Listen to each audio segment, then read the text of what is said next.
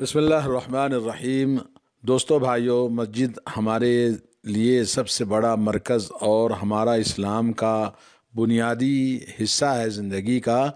ہماری زندگی ساری مسجد سے جڑی ہوئی ہے۔ اللہ کے نبی صلی اللہ علیہ وسلم نے فرمایا کہ رجل قلبہ معلق بالمساجد، اللہ تعالیٰ اپنے عرش کے نیچے اس آدمی کو جگہ دیتا ہے جس کا دل مسجد سے جڑا ہوا ہے ہمیشہ۔ تو اللہ تعالیٰ نے قرآن مجید میں فرمایا یا بنی آدم خذوا زینتکم عند کل مسجد، اے آدم کی اولاد تم ہر نماز کے وقت اپنی زینت اختیار کرو، یعنی ہر نماز کے وقت، یعنی ہر مسجد میں نماز پڑھی جاتی ہے، اور مسجد جب آئیں تو کچھ آداب مسجد کے آپ کے گوشے گزار کرنا چاہتے ہیں۔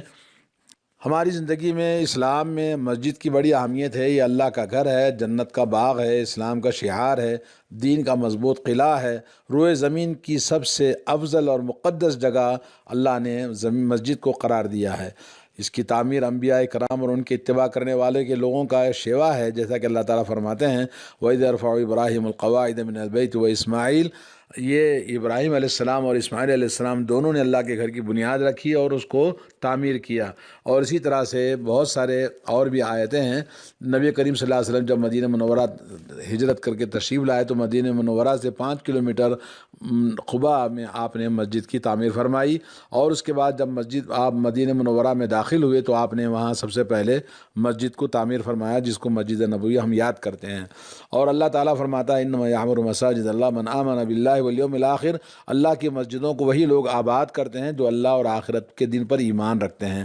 اور ان المساجد للہ، اللہ کی مسجدیں، اللہ نے قرآن مجید سورہ جن میں فرمایا ہے۔ اور اسی طرح سے نبی کریم صلی اللہ علیہ وسلم نے جنت کی بشارت دی ہے جس نے مسجد کی تعمیر کی۔ حضرت عثمان بن عفان رضی اللہ تعالیٰ عنہ کہتے ہیں کہ میں نے رسول اللہ صلی اللہ علیہ وسلم کو فرماتے ہوئے سنا من بنا مسجدا یبتغی بہ وجہ اللہ بن اللہ لہ مثلہ فی الجنہ، جس نے اللہ کی رضا کے لیے مسجد تعمیر کی اللہ تعالیٰ اس کے لیے جنت میں ویسا ہی گھر بنائے گا۔ صحیح بخاری صحیح مسلم کی حدیث ہے۔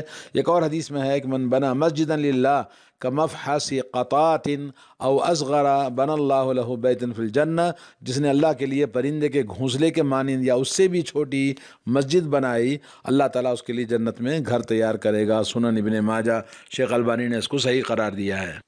مسجد ایک ایسا روشن چراغ ہے جو سماج و معاشرے کے گوشے گوشے کو منور کرتا ہے۔ اس کی ہر مسلمان کی زندگی میں خیر اور بھلائیوں کو لے کر آتا ہے۔ اس کی حیثیت ایک دل کی ہے جہاں سے علم و حکمت اور رشد و ہدایت کا خون معاشرے کی رگوں میں پہنچتا ہے۔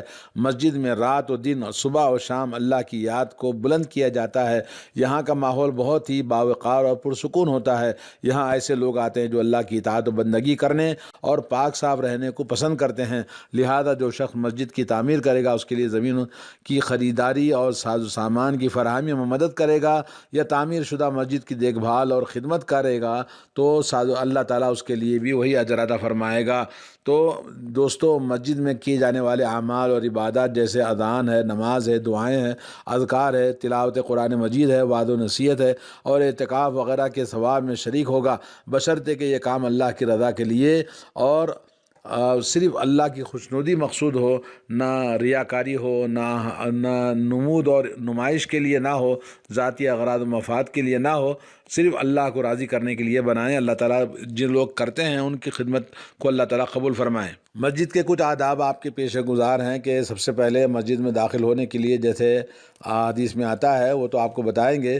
مسجد کی پاکی صفائی کا خیال رکھنا چاہیے اور یہ بہت زیادہ اس کی ضرورت ہے۔ وَعَهِدْنَا إِلَىٰ إِبْرَاهِيمَ وَإِسْمَاعِيلَ أَن طَهِّرَ بَيْتِيَ لِلطَّائِفِينَ وَالْعَاكِفِينَ وَالرُّكَّعِ السُّجُودِ، اور ہم نے ابراہیم علیہ السلام اور اسماعیل علیہ السلام سے وعدہ لیا کہ تم میرے گھر کو طواف کرنے والوں، اعتکاف کرنے والوں اور رکوع سجدہ کرنے والوں کے لیے پاک صاف رکھو۔ سورہ بقرہ آیت نمبر 125۔ حضرت عائشہ رضی اللہ تعالیٰ عنہ فرماتی ہیں کہ رسول اللہ صلی اللہ علیہ وسلم نے ہمیں محلوں میں مسجدوں کی تعمیر اور انہیں پاک صاف رکھنے اور خوشبودار کرنے کا حکم دیا ہے۔ سنن ابو داؤد، سنن ترمذی اور شیخ البانی نے اس کو صحیح قرار دیا۔ اسی طرح سے حضرت انس رضی اللہ تعالیٰ عنہ سے ایک روایت ہے کہ نبی کریم صلی اللہ علیہ وسلم نے قبلے کی دیوار پر بلغم لگا ہوا دیکھا تو آپ کو سخت ناگوار محسوس ہوا، حتیٰ کہ آپ صلی اللہ علیہ وسلم کے چہرے مبارک پر ناگواری کے آثار دکھائی دیے۔ آپ اٹھے اور اپنے دست مبارک سے اسے صاف کر دیا۔ صحیح بخاری کی حدیث ہے۔ تو مسجدوں کو پاک صاف رکھنا بہت ضروری ہے۔ آج مسجدوں میں بیٹھ کر لوگ باتیں کرتے ہیں، سگریٹ پیتے ہیں اور مختلف قسم کی دنیاوی گپے ہانکتے ہیں اور پاکی صفائی کا خیال نہیں رکھتے۔ یہ بہت بڑا مسجد کی بے حرمتی اور مسجد کی خیر و برکت اس سے ختم ہو جاتی ہے۔ حضرت ابو ہریرہ رضی اللہ تعالیٰ عنہ روایت کرتے ہیں کہ ایک کالے رنگ کی عورت یا مرد مسجد میں جھاڑو دیا کرتی تھی۔ رسول اللہ صلی اللہ علیہ وسلم نے اسے نہ پایا تو آپ نے اس عورت یا اس کے بارے میں پوچھا تو صحابہ نے کہا کہ وہ فوت ہو گئی ہیں۔ تو آپ نے فرمایا تم لوگوں نے مجھے کیوں نہیں بتایا؟ ابو ہریرہ کہتے ہیں کہ لوگوں نے اسے معمولی بات سمجھ کر اطلاع نہیں دی۔ آپ صلی اللہ علیہ وسلم نے فرمایا مجھے اس کی قبر بتاؤ۔ لوگوں نے رسول اللہ صلی اللہ علیہ وسلم کی اس کی قبر بتائی تو آپ وہاں گئے اور نماز جنازہ پڑھی۔ پھر فرمایا قبروں والوں کے لیے یہ قبریں تاریکی سے بھری ہوئی ہوتی ہیں اور میری ان پر نماز پڑھنے یا دعا کرنے کی وجہ سے اللہ تعالیٰ ان کے لیے ان کی قبروں کو روشن فرما دیتا ہے۔ صحیح بخاری، صحیح مسلم۔ اپنے گھروں کا پاکی صفائی کا اہتمام کرتے ہیں، جبکہ مسجد اس سے زیادہ حقدار ہے، کیونکہ اللہ تعالیٰ کی محبوب ترین جگہ اور ہر متقی کا گھر ہے۔ اس کو پاکیزہ اور خوشبودار رکھنے کے لیے اہتمام کرنے کی توفیق عطا فرمائے۔ ناپاک حالت میں مسجد میں ٹھہرنا منع ہے۔ حضرت عائشہ رضی اللہ تعالیٰ عنہ روایت کرتی ہیں انی لا احل المسجد لحائض ولا جنوب، میں حائضہ عورت کے لیے اور جنوبی کے لیے یعنی جنابت والے کے لیے مسجد میں داخلہ حلال قرار نہیں دیتا ہوں۔ سنن ابو داؤد کی حدیث ہے۔ علامہ البانی نے اس کو حدیث کو ضعیف قرار دیا، جبکہ عبداللہ بسام نے حسن اور شیخ حازم علی قاضی نے اسے صحیح کہا ہے۔ اس حدیث سے معلوم ہوا کہ حائضہ اور جنوبی کے لیے مسجد میں ٹھہرنا جائز نہیں ہے، کیونکہ ناپاک لوگ مسجد میں نہیں ٹھہر سکتے۔ اور اسی طرح سے ایک اور حدیث ہے جس میں حضرت عائشہ فرماتی ہیں مجھے مسجد میں سے جائے نماز یعنی سجادہ جسے کہتے ہیں جائے نماز کو لا کر دینے کے لیے نبی نے حکم دیا، تو انہوں نے کہا میں حائضہ ہوں، تو رسول اللہ صلی اللہ علیہ وسلم فرمایا کہ تمہارا حیض تمہارے ہاتھ میں نہیں ہے، جاؤ۔ تو صحیح مسلم کی حدیث ہے۔ اس سے معلوم یہ ہوا کہ آدمی مسجد سے گزر سکتا ہے جو حالت جنابت والا ہو، جیسا کہ رسول اللہ صلی اللہ علیہ وسلم نے حضرت عائشہ کو حکم دیا۔ جنوبی کی حالت میں اللہ تعالیٰ نے فرمایا ولا جنوبا الا عابر سبیل، یعنی مسجد میں جنوبی ٹھہر نہیں سکتا، البتہ مسجد سے گزر سکتا ہے۔ علماء فتویٰ کمیٹی کے طرف سے حیض یا نفاس والی عورت کے لیے مسجد میں داخل ہونا حلال نہیں ہے، لیکن اگر صرف گزرنے کی ضرورت ہو تو اس میں کوئی حرج نہیں، بشرطے کہ مسجد میں گندگی نہ پھیلے۔ فتاوی لجنہ دائمہ۔ علامہ ابن قدامہ فرماتے ہیں جب عورت حائضہ ہو جائے تو مسجد سے نکل جائے۔ اس مسئلے میں اہل علم کے درمیان کوئی اختلاف نہیں ہے، کیونکہ حیض ناپاکی ہے جو مسجد میں ٹھہرنے سے رکاوٹ ہے، چنانچہ وہ جنابت کی طرح یا اس سے بھی زیادہ سخت اس کی نجاست ہے۔ نمبر 3 ہے کہ بدبودار چیز کھا کر مسجد میں نہ آئیں، جیسا کہ حضرت جابر رضی اللہ تعالیٰ عنہ سے روایت ہے، رسول اللہ صلی اللہ علیہ وسلم نے فرمایا کہ جو شخص لہسن یا پیاز کھائے تو وہ ہم سے دور رہے، یا آپ نے فرمایا وہ ہماری مسجد سے دور رہے اور اپنے گھر ہی میں بیٹھا رہے۔ صحیح بخاری کی حدیث ہے۔ اور یہ بھی فرمایا جو شخص پیاز، لہسن اور گندنا ایک تیز بو والی ترکاری ہے جو لہسن کے مشابہ ہوتی ہے، تو جو شخص یہ کھائے تو ہماری مسجد کے قریب تک نہ آئے، کیونکہ فرشتوں کو بھی ہر اس چیز سے تکلیف پہنچتی ہے جس سے انسان کو اذیت پہنچتی ہے۔ صحیح مسلم کی حدیث ہے۔ کچا لہسن، کچی پیاز کھا کر مسجد میں آنا جائز نہیں جب تک کہ اس کی بو ختم نہ ہو جائے، البتہ کھانا یا سالن میں اچھی طرح پکی ہوئی پیاز لہسن کھانے میں کوئی حرج نہیں ہے۔ اسی طرح بیڑی، سگریٹ اور کوئی بھی بدبودار چیزیں جو کھاتے ہیں جس کی بو آتی ہے تو یہ چیزیں بھی حرام ہیں کچی پیاز اور کچے لہسن کی طرح، تو مسلمانوں کو اس میں پرہیز کرنا چاہیے۔ نمبر 4 ہے کہ مسجد کو آتے وقت میں سکون اور اطمینان کے ساتھ، وقار کے ساتھ آنا چاہیے۔ حضرت ابو قتادہ فرماتے ہیں کہ رسول اللہ صلی اللہ علیہ وسلم نے فرمایا جب بھی تم نماز کے لیے آؤ تو سکون و اطمینان کے ساتھ چل کر آؤ، اور یعنی اطمینان آپ کے اوپر ہونا چاہیے۔ صحیح بخاری، صحیح مسلم کی حدیث ہے۔ ایک اور حدیث میں نبی علیہ الصلوۃ والسلام نے فرمایا جب تم اقامت سن لو، تکبیر کی آواز سن لو تو نماز کے لیے چل پڑو، مگر سکون اور وقار کو لازم پکڑے رکھو اور دوڑ کر مت آؤ، پھر نماز کا جو حصہ ملے اسے پڑھ لو، اور جو نہ مل سکے اسے بعد میں پورا کر لو، قضا کر لو۔ صحیح بخاری کی حدیث ہے۔ اکثر لوگ نماز کے لیے دیر سے آتے ہیں اور کچھ لوگ جلدی آ کر مسجد کے باہر باتوں میں لگے رہتے ہیں، اور جب اقامت کی آواز سنتے ہیں تب جلدی سے دوڑتے ہوئے مسجد میں داخل ہوتے ہیں۔ مذکورہ حدیث میں اس تیزی سے دوڑ کر مسجد میں بھاگتے ہوئے آنا یہ منع کرنے کی واضح طور پر حدیث ہے کہ اگر آدمی وقت سے پہلے آیا تو اس کو چاہیے کہ نفل نماز پڑھے، قرآن کی تلاوت کرے، دینی کتابوں کا مطالعہ کرے، اور قرآن مجید کی تلاوت اور مسجد میں نماز کے انتظار کرنا بہت بڑا اجر و ثواب ہے، فرشتوں کی دعا اس کو حاصل ہوتی ہے۔ نمبر 6 یہ کہ صاف ستھرا اور عمدہ لباس پہن کر مسجد میں آنا چاہیے۔ اللہ تعالیٰ فرماتا ہے کہ اے اولاد آدم، تم ہر نماز کے لیے اپنی زینت کو اختیار کرو، سورہ اعراف آیت نمبر 31۔ ایک اور جگہ نبی علیہ الصلوۃ والسلام نے فرمایا ان اللہ جمیل یحب الجمال، اللہ تعالیٰ خوبصورت ہے اور خوبصورتی کو پسند کرتا ہے، تو مسجد کو آنے کے لیے آدمی اہتمام کے ساتھ تیار ہو کے آئے۔ صحیح مسلم۔ یہ بھی فرمایا کہ اذا صلی احدکم فلیلبس ثوبیہ فان اللہ حق ان یتزین لہ، فرمایا جب تم میں سے کوئی شخص نماز پڑھنا چاہے تو اپنے دونوں کپڑے پہن لے، کیونکہ اللہ تعالیٰ زیادہ حقدار ہے کہ اس کے لیے خوبصورتی کو اختیار کیا جائے۔ امام بیہقی نے روایت کیا اور شیخ البانی نے اس کو صحیح قرار دیا ہے۔ نمازی کے لیے مستحب ہے کہ وہ نماز کے وقت صاف ستھرا لباس زیب تن کرے، خوشبو لگائے اور مسواک کا اہتمام کرے۔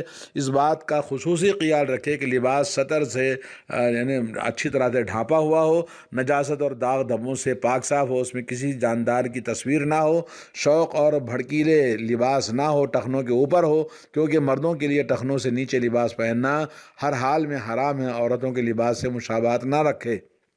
آداب میں سے یہ ہے کہ آدمی وضو گھر سے بنا کے جائے، کیونکہ رسول اللہ صلی اللہ علیہ وسلم فرماتے ہیں جب ایک شخص وضو کرتا ہے اور اس کا تمام آداب کا لحاظ رکھتے ہوئے مکمل اور اچھی طرح سے وضو کرتا ہے، پھر مسجد کا راستہ پکڑتا ہے اور سوائے نماز کے کوئی دوسرا ارادہ اس کا نہیں ہے، تو اس کے ہر قدم کے بدلے ایک درجہ بلند کیا جاتا ہے اور ایک گناہ مٹا دیا جاتا ہے۔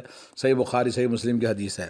جی، تمام حدیث سے پتہ چلتا ہے کہ مسجد با جماعت نماز پڑھنا، مسجد کو جانا، وضو بنا کر جانا، یہ زیادہ افضل ہے، اور 27 درجہ نماز کا اس کو ثواب ملتا ہے جب جماعت کے ساتھ نماز پڑھتے ہیں۔ آج مسلمانوں کے اندر بڑی کوتاہی ہوتی جا رہی ہے، اللہ تعالیٰ توفیق اور ہدایت نصیب فرمائے۔ اور مسجد میں داخل ہوتے وقت پہلے دایاں قدم رکھے اور نکلتے وقت بایاں قدم رکھے، اور حضرت انس رضی اللہ تعالیٰ عنہ فرماتے ہیں کہ سنت کا طریقہ یہ ہے کہ جب تم مسجد میں داخل ہونے لگو تو پہلے دایاں پاؤں رکھو، اور باہر نکلنے لگو تو پہلے بایاں پاؤں باہر رکھو۔ سلسلہ احادیث صحیحہ۔ اور مسجد میں داخل ہوں تو نبی کریم صلی اللہ علیہ وسلم پر درود و سلام پڑھے، پھر اس کے بعد دعا پڑھ کے داخل ہوں، جیسا کہ نبی کریم صلی اللہ علیہ وسلم سے ثابت ہے۔ وہ ابو اسید انصاری رضی اللہ تعالیٰ عنہ روایت کرتے ہیں کہ جب تم میں سے کوئی مسجد میں داخل ہو تو نبی کریم صلی اللہ علیہ وسلم پر درود و سلام پڑھے، پھر کہے اللہم افتح لی ابواب رحمتک، یعنی بسم اللہ والصلاۃ والسلام علی رسول اللہ، اللہم اغفر لی ذنوبی وافتح لی ابواب رحمتک، اس طرح سے دعا پڑھنا چاہیے، اور یہ سنن ابو داؤد کے اندر حدیث آئی ہے۔ مسجد میں داخل ہو کر عام طور پر کچھ لوگ جہالت کی وجہ سے بیٹھ جاتے ہیں، بیٹھنا غلط ہے، کیونکہ مسجد اللہ کا گھر ہے۔ پہلی بات تو یہ کہ داخل ہوتے وقت میں جیسے آداب آپ نے سنے، دعا پڑھنی ہے، پھر سلام کرنا ہے، پھر اس کے بعد داخل ہونے کے بعد 2 رکعت تحیۃ المسجد ادا کرنا چاہیے۔ ابو قتادہ سلمی رضی اللہ تعالیٰ عنہ سے روایت ہے کہ رسول اللہ صلی اللہ علیہ وسلم نے فرمایا جب تم میں سے کوئی شخص مسجد میں داخل ہو تو بیٹھنے سے پہلے 2 رکعت پڑھ لے۔ صحیح بخاری صحیح مسلم کی حدیث ہے۔ تحیۃ المسجد کے حکم میں علماء کا اختلاف ہے، بعض اس کے وجوب کے قائل ہیں، جبکہ جمہور کے نزدیک یہ مستحب اور سنت ہے۔ بہرحال اس کا حکم تاکیدی ہے، حتیٰ کہ اگر امام خطبہ دے رہا ہو تو اس وقت بھی اگر اس کے حکم یہ ہے کہ پڑھ کر بیٹھے، اگر کوئی بغیر پڑھے بیٹھ جائے تو امام کو اسے تنبیہ کرنی چاہیے، جیسا کہ حدیث میں سلیق غطفانی رضی اللہ تعالیٰ عنہ جمعہ کے دن مسجد میں آئے اور بیٹھ گئے، اس وقت بھی نبی علیہ الصلوۃ والسلام خطبہ روک کر آپ نے فرمایا اے سلیق اٹھو اور 2 رکعت ہلکی نماز پڑھو۔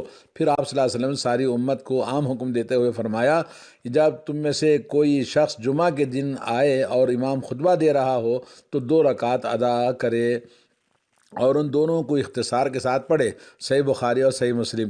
تحیۃ المسجد میں تمام اوقات میں مشروع ہے، کیونکہ یہ ایک سببی نماز ہے۔ جب بھی آپ مسجد میں داخل ہوں اور بیٹھنے کا ارادہ ہو تو تحیۃ المسجد ادا کر کے آپ بیٹھ سکتے ہیں۔ تو حاضرین مسجد کو سلام کرنا، کیونکہ نبی کریم صلی اللہ علیہ وسلم حضرت صہیب رضی اللہ تعالیٰ عنہ نے فرمایا کہ مررت برسول اللہ صلی اللہ علیہ وسلم وهو يصلي فسلمت علیہ فرد اشارۃ، میں رسول اللہ صلی اللہ علیہ وسلم کے پاس سے گزرا اور آپ نماز پڑھ رہے تھے، میں نے آپ کو سلام کیا تو آپ نے انگلی کے اشارے سے جواب دیا۔ سنن ابو داؤد میں، ترمذی میں، نسائی میں۔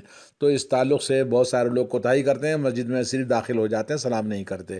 اور سب سے اگلی صفوں کو مکمل کرنا چاہیے، جیسا کہ حضرت براء بن عازب رضی اللہ تعالیٰ عنہ فرماتے ہیں ان اللہ و ملائکۃ یصلون علی الصفوف الاول، بے شک اللہ تعالیٰ اور اس کے فرشتے پہلی صفوں پر رحمت نازل فرماتے ہیں، یعنی اللہ تعالیٰ کے لیے رحمت نازل کرنا، سلامتی کی دعا کرنا فرشتوں کے لیے ہے۔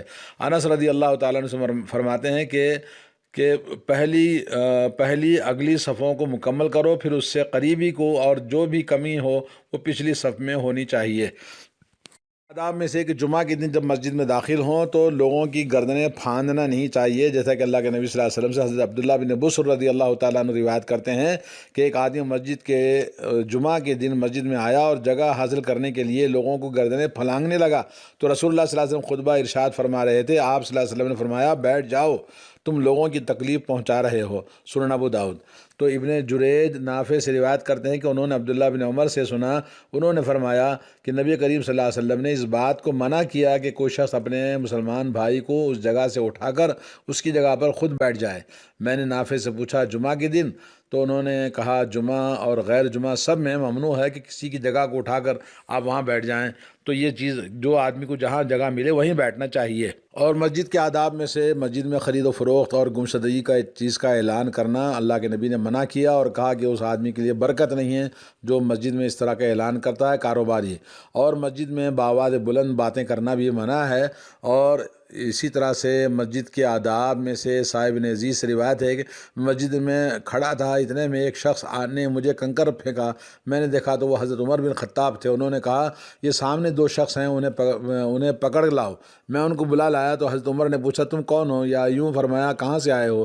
انہوں نے کہا ہم طائف سے آئے ہیں۔ تو حضرت عمر نے فرمایا اگر تم شہر مدینہ کے رہنے والے ہوتے تو میں تمہیں سزا دیتا، کیونکہ تم رسول اللہ صلی اللہ علیہ وسلم کی مسجد میں شور و غل مچا رہے ہو، یعنی بلند آواز سے باتیں کر رہے ہو۔ یہ صحیح بخاری کی حدیث ہے۔ مسجد کے آداب میں سے موبائل بند کر دینا، اذان کے بعد بلا عذر مسجد سے باہر نہیں جانا چاہیے۔ مسجد میں جہاں جگہ ملے وہاں